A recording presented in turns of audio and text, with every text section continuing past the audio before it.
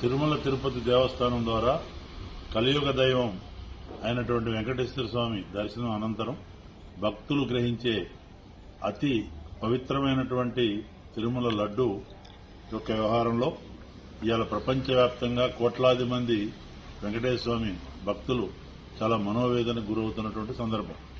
ఈ సందర్భంలో ఇప్పటికే ఆంధ్రప్రదేశ్ ముఖ్యమంత్రి గారు ఆన్ రికార్డు కూడా చెప్పడం జరిగింది.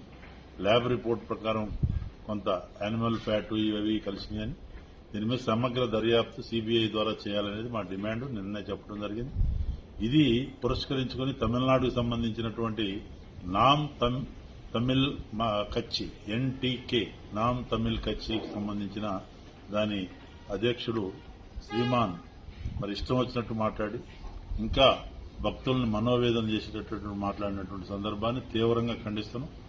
లడ్డు విషపూరితమైతే మరి భక్తులకు ఏదో కావాలి కదా అని అర్థం వచ్చేటట్టు ఆయన మాట్లాడటాన్ని ఆయన మానసిక పరిస్థితికి అద్దం పడుతుంది.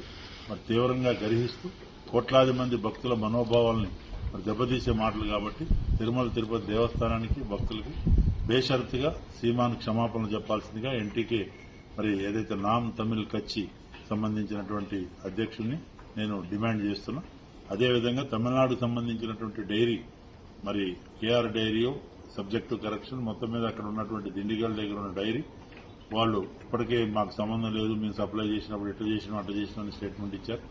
ఏదేమైనా అన్ని విషయాలు పరిగణలో తీసుకుని దర్యాప్తుకి ఇమీడియట్ గా ఆంధ్రప్రదేశ్ ప్రభుత్వం సిబిఐ ద్వారా లేదా సిట్టింగ్ జడ్జి ద్వారా సమగ్ర దర్యాప్తు సీరియస్ గా తీసుకుని ఈ రకంగా చేయాల్సిందిగా మరి ఎందుకంటే ప్రపంచవ్యాప్తంగా దేశంలో కాదు ప్రపంచవ్యాప్తంగా కలియుగ దైవమైనటువంటి వెంకటేశ్వర స్వామిని కొలిసే కోట్లాది మంది భక్తుల యొక్క మనోభావాలతో ఆడుకోవద్దు సెంటిమెంట్ ఇది.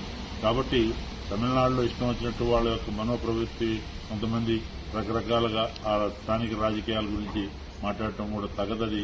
మరి ఆ రకంగా దేవుడి మీద వ్యాఖ్యలు, లడ్డూ మీద వ్యాఖ్యలు, మరి సనాతన ధర్మం మీద వ్యాఖ్యలు గతంలో కూడా కొన్ని పార్టీలు ముఖ్య నాయకులు కూడా చేయడం జరిగింది. ఇది తీవ్రంగా ఈ యొక్క మానసిక పరిస్థితి రాజకీయ ప్రేరేపిత స్టేట్మెంట్లు అయినటువంటి సీమన్ స్టేట్మెంట్ ని తీవ్రంగా ఖండిస్తూ తక్షణం ఈ లడ్డూ విషయంలో ఆంధ్రప్రదేశ్ ప్రభుత్వం ఇప్పటికే యుద్ద ప్రాతిపదిక మీద దీని మీద సమగ్రంగా దర్యాప్తు చేసి ఇప్పటికే టీటీడీ ఈఓ గారు కూడా స్టేట్మెంట్ ఇవ్వడం జరిగింది. దీన్ని ఎందుకంటే మరి భక్తులు దర్శనానికి వస్తారు, లడ్డూ అనేది చాలా పవిత్రమైంది, ఆ యొక్క నమ్మకం ప్రతి ఒక్కరికి. కాబట్టి ఎవరికి కూడా వాళ్ళ యొక్క భక్తుల నమ్మకం మీద విశ్వాసం మీద దెబ్బ కొట్టే మాటలు, బురదజల్లే మాటలు, మరి గాయపరిచే మాటలకి మాట్లాడే హక్కు లేదు రాజ్యాంగ పరంగా. కాబట్టి సీమాన్ తక్షణం క్షమాపణ చెప్పాలా వెంకటేశ్వర స్వామి భక్తులకి, అతను చేసిన వ్యాఖ్యలను తక్షణం విడ్రా చేసుకోవాలని నేను డిమాండ్ చేస్తాను.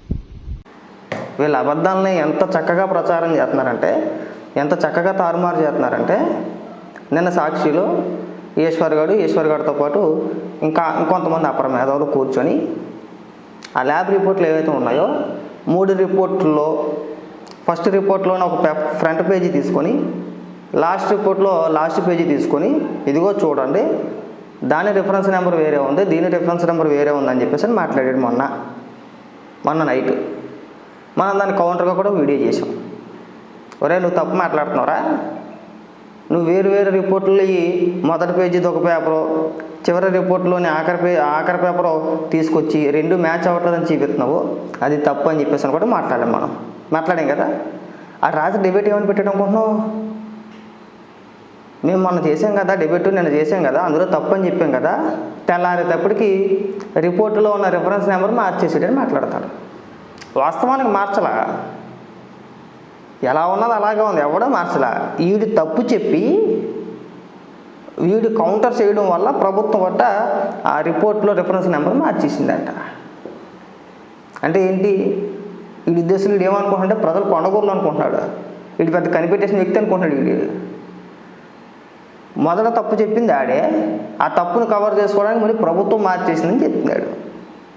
నేను ఒక వీడియో కూడా చేశాను, దాదాపు 80,000 మంది అంతమంది వెళ్ళి చూసారు దాన్ని.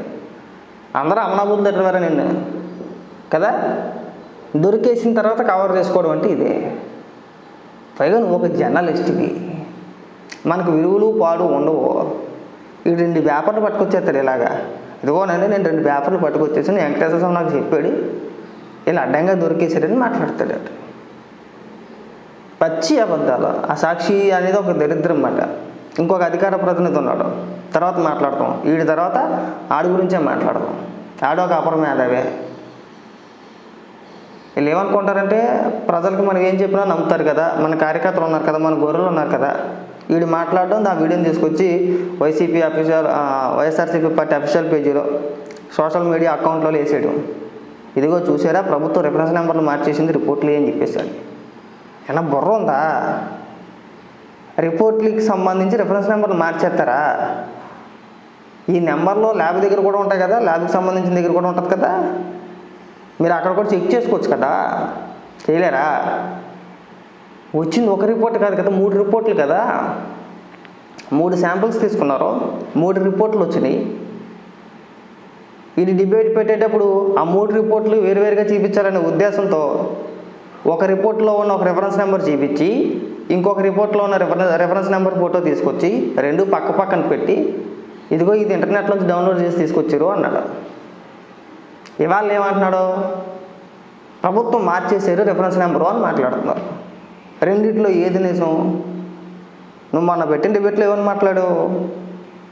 ఇది ఆ రిపోర్ట్కి సంబంధించింది కాదు, ఎక్కడో ఇంటర్నెట్లోంచి డౌన్లోడ్ చేసి తీసుకొచ్చారు అని మాట్లాడు, అంతేనా? నిన్నేం మాట్లాడుతున్నావు?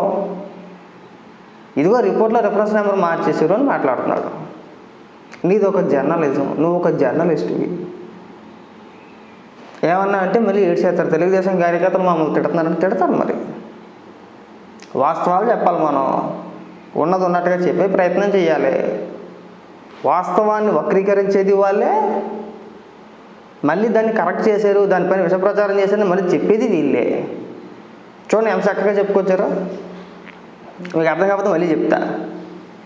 రిపోర్ట్లు తీసుకున్నాడు.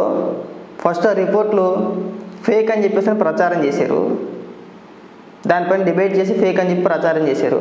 మళ్ళీ నిన్న డిబేట్ పెట్టి నేను వీడియో చేసి పట్టబయలు చేసేసాను, నేను ఏకి పాడేసాను, నేను ఎరగ తీసేసాను, నేను పొడి చేశాను, నేను పొడి చేసి పీకేసిన వల్లనే ప్రభుత్వం భయపడిపోయి రిపోర్టులో ఉన్న రిఫరెన్స్ నెంబర్ మార్చేసింది. ఇప్పుడు చూడండి 2 ఒకేలాగా ఉన్నాయి, కాబట్టి ఇది ఫేక్ ఫ్యాబ్రికేటెడ్ అని మాట్లాడుతున్నారు. అంతకన్నా దరిద్రం ఉండదేమో ఇంకా కదా. మీరు ఏమనుకుంటున్నారంటే జగన్మోహన్ రెడ్డి పడేసే ముష్టి కోసం బతికేస్తున్నారు అంతే. పాపం మట్టుకొట్టుకుపోతారు. మీరు నిజంగా చెప్తాను, బాగా గుర్తుపెట్టుకోండి. ఇది చిన్న విషయం కాదు. ఇది తిరుమల తిరుపతి దేవస్థానం గురించి ఇది చిన్న విషయం కాదు, ఇది చాలా పెద్ద ఇష్యూ. ఇది మీరు ఏమనుకుంటున్నారంటే మనం ప్రతిదీ నార్మల్గా ఎలా అయితే విష ప్రచారం చేస్తున్నామో అలా చేసేయచ్చులే, ఏం కాదులే, జనాలు పెద్దగా పట్టించుకోవాలని చెప్పేసి అని అనుకుంటున్నారు. ఆల్రెడీ వెళ్ళిపోయింది, దేశం మొత్తం వెళ్ళిపోయింది ఈ ఇష్యూ. నార్త్లో అయితే జగన్మోహన్ రెడ్డి దిష్టి బొమ్మలు తగలబెడుతున్నారు, ధర్నాలు చేస్తున్నారు, నిరసన తెలియజేస్తున్నారు. మీకు తెలియట్లా, దాన్ని కవర్ చేసుకునే ప్రయత్నం మీరు ఈ విధంగా ఎన్ని నాటకాలు ఆడుతున్నారన్నమాట. ఎక్కడైనా 320 రూపాయలకి ఆవు నెయ్యి, కేజీ ఆవు నెయ్యి దొరుకుద్దా? 320 రూపాయలకి దొరకదు. మీరు ఎందుకు ఇచ్చారు? కమిషన్కి కక్కుర్తి పడే కదా. ప్లస్ ఇంకొకటి, తిరుపతిలో టెస్ట్ చేయడానికి ఎలాంటి ల్యాబు లేదు. అక్కడ ల్యాబ్ ఉందని మాట్లాడతారు. నిన్న ఈవో గారే చెప్పారు, డైరెక్ట్గా శ్యామలరావు గారు చెప్పారు, ఇక్కడ ఎలాంటి సదుపాయాలు లేవు, ఒక ల్యాబ్ పెట్టుకోవాలంటే 75 లక్షల రూపాయలు ఖర్చు అవుద్ది, ఆ 75 లక్షల రూపాయలు కూడా పెట్టి గత ప్రభుత్వం చేయలేదని చెప్పేసి ఆయన కూడా మాట్లాడారు. పూర్తిగా ఎందుకు డైవర్ట్ చేస్తున్నారో మాకు అర్థం కావట్లా. ఇప్పుడు 2 నెలల ముందు వచ్చింది కదా, ఇప్పుడు దాకా ఎందుకు చెప్పలేదంటే అవును 2 నెలల ముందే వచ్చింది, కాదనట్లేదు. అప్పుడే నిలిపివేశారు ఆ కంపెనీలన్నింటినీ కూడా. ఏవైతే మీరు కట్టబెట్టిన కాంట్రాక్టర్లు ఉన్నారో వాళ్ళందరి చేత కూడా అప్పుడే నిలిపించేశారు. ఆ తర్వాత జరిగిన ప్రాసెస్ ఏంటి? దీని వెనకాతలు ఎవరు ఉన్నారో అంటే ముందు తేలిగ్గా లేగ్గా వచ్చేసి ఒక ఆరోపణ చేసామనుకో, ఇక నుంచి పారిపోయే ప్రయత్నాలు చేస్తారు కదా అందరూనూ. ఇప్పుడు పారిపోలేదా? వైవి సుబ్బారెడ్డి అలా పారిపోయారు, లేరు. వైవి సుబ్బారెడ్డి కానీ, భూమా కరుణాకర్ రెడ్డి కానీ, లేదంటే ధర్మారెడ్డి కానీ లేరు కదా, పారిపోయారు కదా. సో పక్కా అన్ని ఆధారాలు సేకరించిన తర్వాతనే మాట్లాడారు చంద్రబాబు నాయుడు గారు. ఊరికేం మాట్లాడేలా, తేలిగ్గా మాట్లాడలేదు. మీరేమో చంద్రబాబు నాయుడు గారు తేలిగ్గా మాట్లాడేశారేమో అనుకున్నారు. తేలిగ్గా మాట్లాడేలా, అన్నీ సెట్ చేసే ప్రభుత్వం అన్నీ సెట్ చేసిన తర్వాత మాట్లాడాడు ఆయన, ఎవడో తప్పించుకోకుండా. చంద్రబాబు నాయుడు గారు మాట్లాడిన తర్వాత వైసీపీ నాయకులు కార్యకర్తలు మాట్లాడతారని చెప్పేసి చంద్రబాబు నాయుడు గారికి తెలియకేం కాదు, తెలుసు. అందుకే రిపోర్టులతో సహా ఆనం వెంకటరమణారెడ్డి గారి చేత ప్రెస్ మీట్ పెట్టించాను. ఆ తర్వాత జగన్మోహన్ రెడ్డి మాట్లాడతానని కూడా తెలుసు. నేనే మాట్లాడాడు. ఇక ఇవాళ చంద్రబాబు నాయుడు గారు ఇవాళ మాట్లాడతారు. ఇవాళ 11 గంటలకో 12 గంటలకో ప్రెస్ మీట్ ఉంది. ఇవాళ మాట్లాడతారు చంద్రబాబు నాయుడు గారు. ఇప్పుడు గుక్కెత్తి ఆడమండి. ఇప్పుడు ఇవంతా చంద్రబాబు నాయుడు గారికి తెలియకుండా ఏం కాదు. చంద్రబాబు నాయుడు గారికి తెలుసు ఎవరు మాట్లాడితే ఎలా రియాక్ట్ అవుతారు, మనం ఎప్పుడు మాట్లాడాలి, మనం చూపించాల్సిన ఆధారం మనం కూడా చూపిస్తారు ఎవరు. అప్పుడు ఏం చేస్తారో చూద్దాం మేము. కాబట్టి ఈశ్వర్గా ఈ విష ప్రచారాలు మానేరా, నీకు మంచిది కాదు అది. ఇలా పచ్చి అబద్ధాలు మాట్లాడితే పురుగులు పట్టిపోతారు. ఒకసారి కాకపోతే ఒకసారి అయినా కానీ నిజం చెప్పే ప్రయత్నం చేయాలి. మనం నిజం చెప్పాలి. ఈ జన్మ ఏంటో కానీ ఇంకన్నీ అబద్ధాలు. పొద్దున్న లేచిన కాంచి సాయంత్రం వరకు అన్నీ అబద్ధాలు. ఎలా వక్రీకరించాలి, ఎలా చేయాలి, ఎలా వక్రీకరించి చూపించాలనే ప్రయత్నంలోనే ఉంటారు. నేను అందుకే ఒక్కొక్కసారి అంటూ ఉంటాను, నువ్వు మనిషి కాదురా అని చెప్పేసి.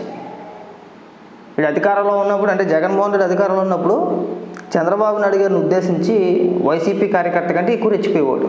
వీడు ఎప్పుడు ఒక జర్నలిస్ట్గా ప్రవర్తించలా, ఒక జర్నలిస్ట్గా ప్రవర్తించలేదు వీడు. నేను అందుకే తిడతా ఉంటాను, ఎందుకు ఊరికే తిట్టినాన్ని. వాడి గతంలో వాడి బాధ్యతలు మర్చిపోయి, వాడు ఒక జర్నలిస్ట్ అని మర్చిపోయి చంద్రబాబు నాయుడు గారు నోటుకు వచ్చిన మాటలు మాట్లాడాడు. నేను తిట్టేది అందుకే, నువ్వు ఊరికే తిట్టట్లా అని. అది ఇప్పుడు కొద్దిగా తగ్గాడు. గతంలో అలా మాట్లాడితే బొక్కలేసి కొలబొడతారని చెప్పేసి కొంచెం తగ్గాడు. కాబట్టి ఈశ్వర్గా నీకు మళ్ళీ చెప్పాం, ఇది లాస్ట్ అండ్ ఫైనల్లో నువ్వు చాలా ఎక్కువ పెద్ద పెద్ద మాటలు మాట్లాడు మాకు.